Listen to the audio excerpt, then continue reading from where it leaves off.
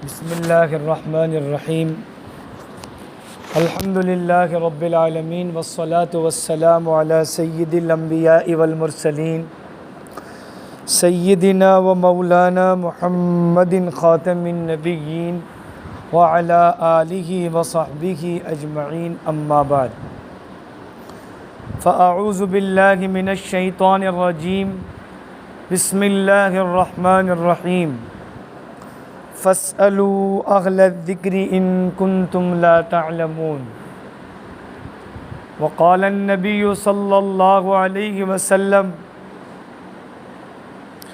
طلب العلم فريضة على كل مسلم ومسلمة وقال عليه الصلاة والسلام من يريد الله به خيرا يفقهه في الدين أو كما قال عليه الصلاة والسلام۔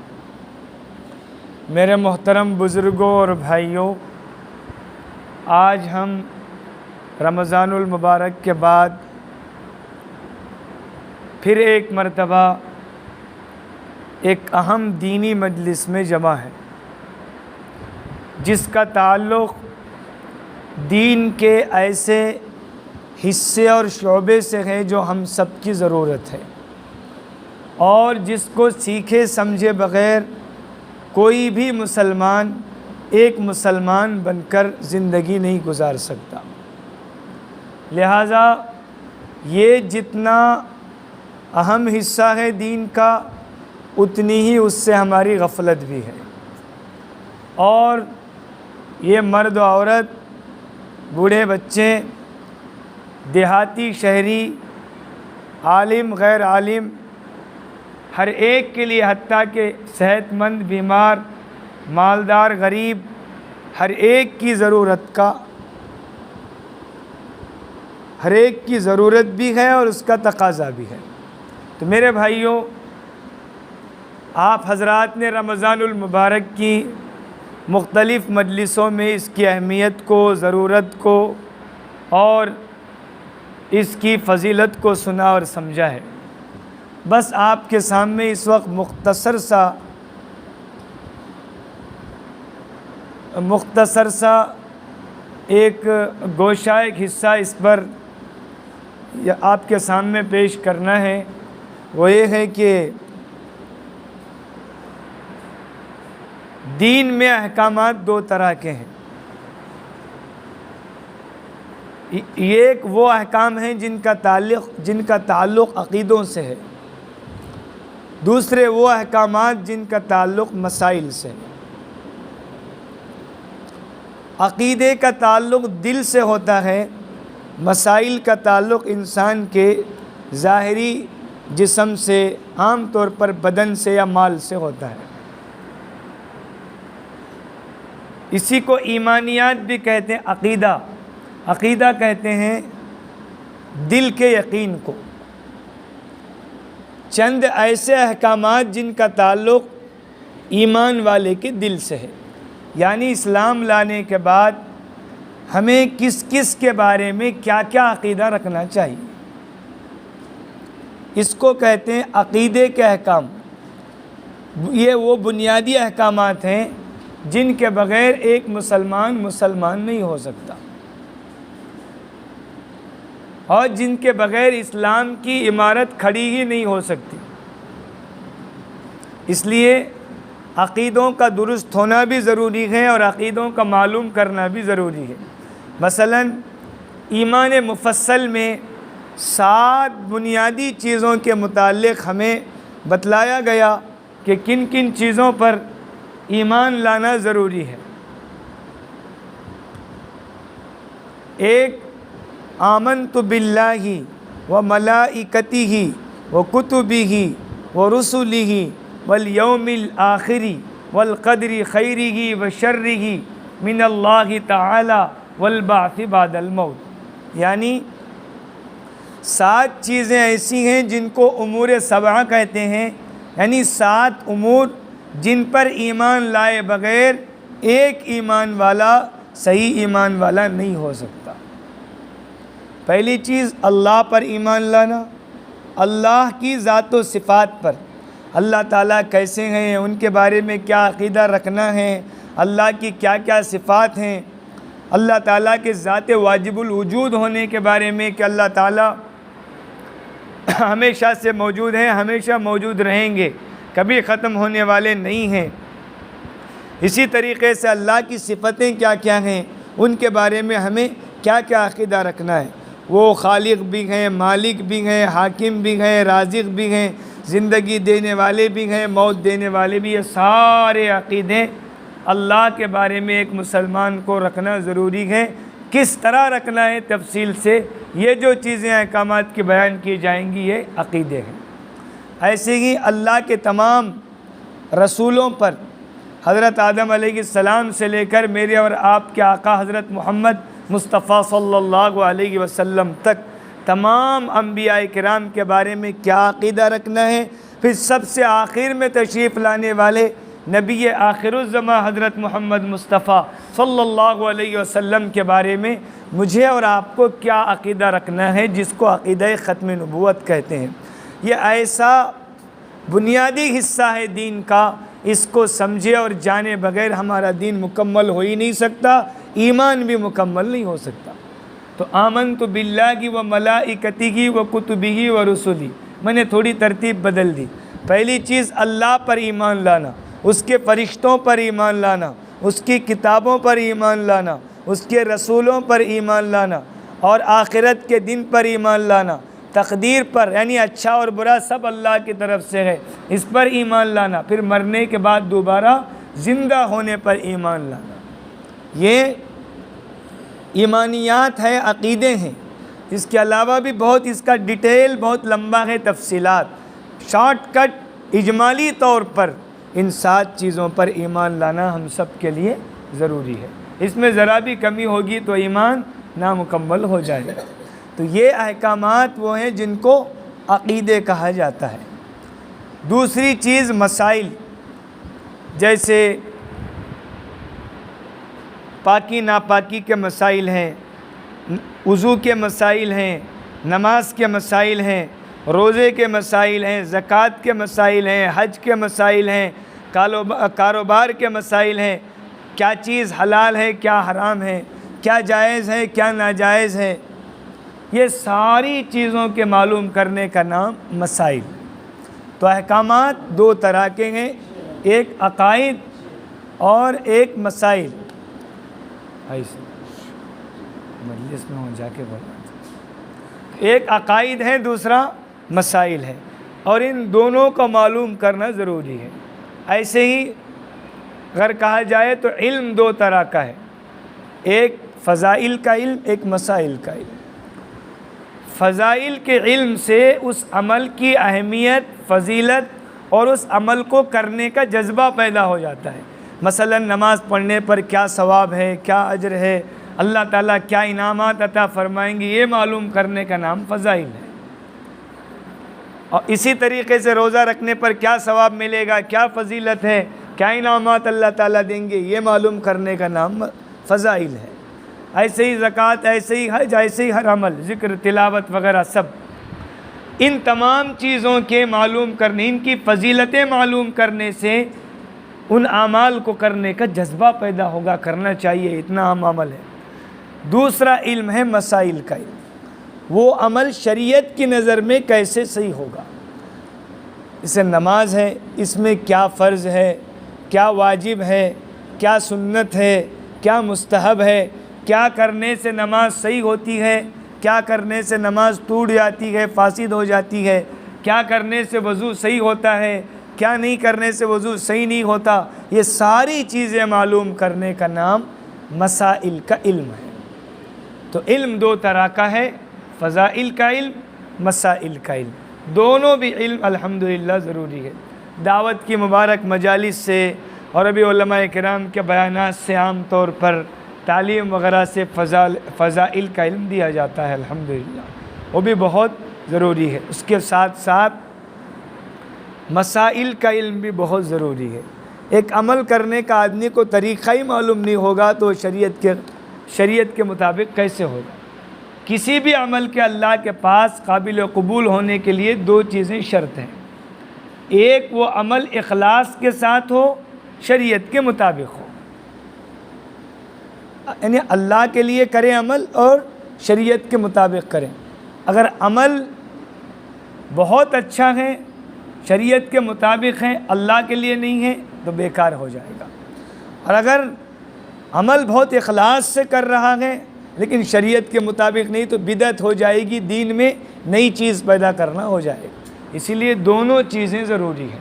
اس لیے امت کے اندر دونوں چیزوں کا تیقظ، دونوں چیزوں کی بیداری، دونوں چیزوں کے سلسلے میں ایک اویرنیس لانے کی ضرورت ہے تاکہ امت مسائل سے بھی واقف ہو، فضائل سے بھی واقف ہو. امت کا بہت بڑا طبقہ ایسا ہے جو بنیادی عقیدوں سے بھی واقف نہیں. اسی لیے کوئی فتنہ اڑ جاتا ہے فوراً لوگ اس کا شکار ہو جاتے ہیں. کہیں چند بشویشر آ گیا، قادیانی آ گئے، اور کہیں شکیل بن حنیف ایک فتنہ وہ آ گیا، یا کہیں وہ آغا شاہی کا فتنہ ہے. اور اسی طریقے سے یہ طرح طرح کے فتنے، گوہر شاہی، آغا شاہی نے گوہر شاہی کا فتنہ ہے. یہ طرح طرح کے فتنے پیدا ہو جاتے ہیں اور مسلمان ان کا شکار ہو جاتا ہے. وجہ کیا؟ دین کی بنیادی باتیں تک نہیں معلوم. قیامت کے قریب کیا کیا ہوں گے، حضرت مہدی کون ہیں، ان کی کیا علامتیں ہیں، وہ کب آئیں گے، کہاں پیدا ہوں گے، کہاں دفن ہوں گے، ان کا زمانہ کیا ہوگا، حضرت عیسیٰ علیہ السلام کب تشریف لائیں گے، ان کی نوعیت کیا ہوگی، کیا کام ہوگا، کتنی دن زندگی گزاریں گے، کب وفات پا جائیں گے، یہ عقیدہ ہے. یاجوج ماجوج کب آئیں گے، ان کا زمانہ کیا ہوگا، دجال کب نکلے گا، یہ ساری باتیں حضور نے اپنے احادیث مبارکہ میں بیان کر دی ہیں. لیکن ان سے واقفیت بہت ضروری ہے. معلومات نہیں ہوں گی تو آدمی کے بھٹکنے اور گمراہ ہونے کے چانسز بہت زیادہ ہے. اسی لیے عقائد کا علم، یا پھر جہالت کی وجہ سے آج کل کے حالات سے لوگ متاثر ہو کر وہ بھی کرتے ہیں، یہ بھی کرتے ہیں، پوجا پاٹ بھی کرنے لگتے ہیں، دیوی دیوتا کے سامنے بھی ہاتھ جوڑنے لگتے ہیں، وہ بھی کریں یہ بھی کریں. دیہاتوں میں بعض لوگ آپ دیکھیں گے وہ پوجا پاٹ بھی کرتے ہیں، نماز بھی پڑھتے ہیں، مسجد میں آتے ہیں، عبادت بھی کرتے ہیں، پوجا پاٹ بھی کرتے ہیں. امواس وغیرہ میں ناریل وغیرہ بھی دیتے ہیں، ناگر اماس میں، امواس میں، اور یہ سنکراتری میں، دیوالی میں، ہولی میں، اور ہندوؤں کی اگادی عیدوں میں طرح طرح کی وہ اپنے پوریاں بنا کر مندروں کو بھیجتے ہیں. یلماں کی، درگماں کی، مارماں کی مندروں میں بھیج رہے ہیں مسلمان. عقیدہ مضبوط نہیں ہے. عقیدہ بھی مضبوط ہونا، خالی زبان سے بولنے کا نام ایمان نہیں ہے. تو اچھا، بہت سارے ہمارے لوگ اولیاء کرام کے مزارات کے پاس ایسا کام کرتے ہیں جو شرک و بدعت ہو جاتا ہے، ناجائز ہے.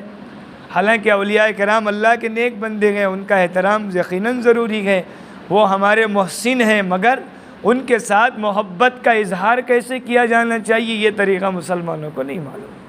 تو عقائد کا علم بھی بہت ضروری ہے، مسائل کا علم بھی بہت ضروری ہے. اور احکامات دو طرح کے ہیں، ایک عقائد کے احکامات، ایک مسائل کے احکامات. قرآن مجید میں اللہ تعالیٰ نے فرمایا، اے ایمان والو جاننے والوں سے پوچھو اگر تمہیں معلوم نہیں ہے. اس لیے غلط عمل نہیں کرنا ہے، صحیح معلومات کرنا ہے. اور ایک مسئلہ شریعت کا سیکھنے پر علماء کرام نے لکھا ہے 100 رکعت نفل نماز پڑھنے کا ثواب ملے گا. 100 رکعت نفل نماز پڑھا، اگر ایک مسئلہ صحیح معلوم نہیں، زندگی بھر غلط کرتا رہا تو اس کے مقابلے میں ایک مسئلہ معلوم کرنا، اس پر عمل کرنا 100 رکعت نفل نماز پڑھنے سے بھی افضل بعض علماء کرام نے لکھا ہے. بہرحال، اور اس کی اور بھی زیادہ فضیلت ہے. حدیث پاک میں اللہ تعالیٰ جس کے ساتھ بھلائی کا ارادہ فرماتے ہیں اس کو دین کی سمجھ عطا فرماتے ہیں. ماشاءاللہ علماء کرام کا اب تو کافی مجمع ہے، جگہ جگہ علماء ہیں، مفتیان کرام ہیں، جاننے والے ہیں، لہٰذا اس میں غفلت نہیں کرنا چاہیے. کئی ایسے واقعات ہیں، آپ کو اندازہ ہوگا، کئی مسلمان بھائی ہمارے ایسے ہیں جنہوں نے نکاح کیے ہیں، شادیاں ہو گئی، زمانہ گزر گیا، میاں بیوی سے ملاقات کا طریقہ نہیں معلوم، اور میاں بیوی کے کیا حقوق ہیں یہ نہیں معلوم، غسل کیسا کرنا چاہیے یہ نہیں معلوم. یہ تو دعوت کی مبارک محنت کی برکت سے جہاں جہاں علماء کرام ہیں وہاں ان مساجد میں اللہ والوں کی جہاں آمد ہے وہاں کچھ دین کے بنیادی مسائل بیان کر دیے جاتے ہیں، ورنہ تو امت کی میجارٹی ایسی ہے، پرسنٹیج کے حساب سے دیکھا جائے، فیصد کے اعتبار سے، تو اکثریت مسلمانوں کی دین کے بنیادی مسائل سے ناواقف ہیں۔ اور یہ کوئی الٹ اپ بات نہیں ہے بے دھڑک، آپ جائزہ لے لیجئے، سروے کر لیجئے، اندازہ ہو جائے گا۔ کئی نوجوان بھائی ڈگری پڑھے ہوئے ہیں، کالج کے پڑھے ہوئے ہیں، یونیورسٹی سے فارغ ہیں، غسل کا صحیح طریقہ نہیں معلوم، نماز کا صحیح طریقہ نہیں معلوم۔ بعض حضرات کو دیکھنے میں آتا ہے سجدے میں جاتے ہیں، دونوں ہاتھ زمین پر رکھ دیتے ہیں، ڈاکٹر ہیں، وضو کرتے ہوئے میں نے ایک ڈاکٹر صاحب کو دیکھا، ان کے ایڑی کا حصہ سوکھا ہوا ہے، وہ ویسے آ کے نماز پڑھ رہے ہیں۔ بڑے بڑے لوگوں کو معلومات نہیں۔ ہمارے حضرت مولانا مفتی عمر صاحب جونپوری دامت برکاتہم نے ایک واقعہ سنایا، انہیں بمبئی میں ایک صاحب جو اچھے نمازی، دیندار، دینی مجالس میں آنے جانے والے تھے، انہوں نے آ کر ایک مرتبہ حضرت سے مسئلہ پوچھا کہ حضرت بتائیے اگر کوئی بغیر بسم اللہ پڑھے کے مرغی ذبح کر دے تو کیا وہ ہمارے لیے کھانا حلال ہوگا یا حرام ہوگا؟ بسم اللہ پڑھے بغیر اگر کوئی ذبح کر دیں تو آپ بتائیے کہ وہ مرغی کھانا حلال ہے یا حرام؟ تو حضرت نے کہا بھئی میں تمہیں مسئلہ بعد میں بتاؤں گا، پہلے تم مجھے یہ بتاؤ کہ اب تک تم نے ایسی کتنی مرغیاں ذبح کر دی بغیر بسم اللہ کے؟ اس نے کہا 20,000، اور بمبئی کا رہنے والا۔ اب مسلمانوں نے کیا کھایا؟ ایسے کئی قریشی حضرات کو ذبح کرنے کے مسائل نہیں معلوم ہیں، فوراً ذبح کرتے ہیں۔ بعض لوگ مرغی کو سیدھے گرم پانی میں ڈال دیتے ہیں، اس کا گندا خون پورا نکلتا نہیں ہے۔ بعض لوگ ذبح کرتے ہیں، صرف 2 رگیں کٹ جاتی ہیں، 3 رگیں نہیں کٹتی، جبکہ علماء نے کم سے کم جانور کی 3 رگوں کا کٹنا شرط قرار دیا ہے ذبح کے لیے۔ کتنا بنیادی مسئلہ ہے، لوگوں کو معلوم ہے۔ ایسے کاروبار کے کئی مسائل ہیں، بعض لوگ جائز سمجھ کے کر رہے ہیں، وہ جوا ہے، سود ہے، ان کو پتہ بھی نہیں، سمجھ رہے منافع جائز ہے۔ بعض لوگ ناجائز سمجھ کے کر رہے ہیں، وہ جائز کام ہے، خواہ پریشانی میں، مصیبت میں۔ تو اس لیے تجارت کے مسائل ہیں، کھیتی باڑی کے مسائل ہیں، لیج پر زمین دینے کے مسائل ہیں، ریئل اسٹیٹ کے مسائل ہیں، ایڈوانس دینے لینے کے مسائل ہیں، آن لائن کاروبار کے مسائل ہیں، کریڈٹ کارڈ کے مسائل ہیں، اور کئی نئے طریقے آن لائن کے شروع ہوئے ہیں، کمپنیاں شروع ہو گئی ہیں۔ میرے بھائیوں، ہم غیر محسوس طریقے پر کئی حرام کاروبار میں مبتلا ہیں، ہمیں اندازہ بھی نہیں۔ ہم جاتے ہیں، دعوت کھا لیتے ہیں، ہر آدمی کی چائے پی لیتے ہیں، دعائیں کیسے قبول ہوں گی؟ یہ ساری چیزیں بہت اہم ہیں۔ لہٰذا میرے بھائیوں، اس مسائل کی مجلس کو بہت ہی اہمیت کے ساتھ آگے بڑھانے کی ضرورت ہے۔ شہر کے سطح پر ایک اکثر پڑھے لکھے لوگوں کو، بڑے بڑے حضرات کو، پڑھے لکھے بھی، بے پڑھے لکھے بھی، دیندار بھی، دین سے دور حضرات بھی، اور ہم جیسے سارے محتاج لوگ، شریعت کے ہم سب محتاج ہیں۔ کوئی مفتی یہ دعویٰ نہیں کر سکتا کہ مجھے شریعت کے سارے مسائل معلوم ہو گئے۔ مسائل آتے رہتے ہیں نئے، اور اس کو بیان کرنا پڑتا رہتا ہے۔ علماء کرام نے قرآن، حدیث، صحابہ کرام کی زندگیاں، اجماع، قیاس سے ان خزانوں سے مسائل کو نکال کر، اس میں غوطہ زنی کر کے ہیرے جواہرات کو نکال کے امت کے سامنے پیش کر دیا ہے۔ لہٰذا میرے بھائیوں، آپ تمام حضرات سے گزارش ہے، اس وقت اس مجلس میں جتنے لوگ جمع ہیں، مسائل کی اس مجلس کو خوب عام کریں، اور لوگوں کو اس لیے شرکت کی دعوت دیں کہ یہ ہم سب کا مسئلہ ہے۔ ہمیں تو کوئی اس مسائل کے مجلس سے کوئی شہرہ حاصل کرنا ہے نہیں، شہرت پانا ہے نہیں، اور کوئی مسائل کے مجلس کا پرچار کر کے کوئی جلسہ چلانا نہیں ہے۔ ہمیں تو ہمارے شہر کی فکر کرنا ہے، اور دینی، شرعی، ضروری مسائل امت کے سامنے پیش کرنا ہے۔ علماء نے یہاں تک مسئلہ لکھا ہے، اگر کسی شہر میں کوئی ایک عالم دین بھی نہ ہو جو پورے شہر کو، پوری بستی کو دین کے ضروری مسائل بتائیں، اور وہ بستی کسی عالم کو پیدا کرنے کی، عالم کو لانے کی فکر بھی نہ کرے، تو پوری بستی گنہگار ہو جائے گی۔ اگر پوری بستی میں کوئی حلال و حرام، جائز و ناجائز، پاکی و ناپاکی کے مسائل بیان نہیں کرے گا تو پوری بستی گنہگار ہو جائے. بعض علماء نے یہ بھی مسئلہ لکھا ہے. لہٰذا ہمیں ڈرنے کی بات ہے. آپ حضرات سے گزارش ہے الحمدللہ ہمارے اس مسجد عمر کی طرف سے یہ مسائل کی اس مجلس کا آغاز ہو رہا ہے. اس کو منظم طریقے پر ایک فکر کے ساتھ، ایک دینی جذبے کے ساتھ آگے بڑھانے کی ضرورت. ایسا نہیں کہ ایک جذبے کے ساتھ شروع کر دیا پھر اس کو ختم کر دیا، جذبے کے ساتھ آ گئے پھر ختم کر دیا، ایسا نہیں. تھوڑا تھوڑا چلنا ہے، ہمیشہ چلنا ہے. تو کریں گے انشاءاللہ. بھائی اس سلسلے میں ساتھ دیں گے آپ حضرات. اللہ تعالیٰ ہمیں اس کا ذریعہ بنائے گا. حدیث پاک میں طوبیٰ لعبد جعلہ اللہ مفتاحا للخیر ومغلاقا للشر، اس شخص کے لیے مبارکبادی ہو، شاباشی ہو جو کسی خیر کے کھلنے کا ذریعہ بنے، خیر کی چابی بنے، شر کے بند ہونے کا ذریعہ بنے. تو خیر کے کھلنے کا ذریعہ بنیں گے انشاءاللہ. تو اپنے دوست و احباب میں، محلوں میں، اپنے ساتھیوں میں اس کی خوب بات چلائیں گے انشاءاللہ. اگلی جب مجلس ہوگی بہت ترتیب کے ساتھ، بہت جذبے کے ساتھ اور ایک فکر کے ساتھ خود بھی پہنچنے کی فکر فرمائیں گے اور دوسرے حضرات کو بھی اس کی دعوت دیں گے انشاءاللہ. اللہ تعالیٰ مجھ کہنے والے کو، آپ سننے والوں کو، پوری امت مسلمہ کو کہنے سننے سے زیادہ عمل کی توفیق عطا فرمائے. وآخر دعوانا ان الحمد للہ رب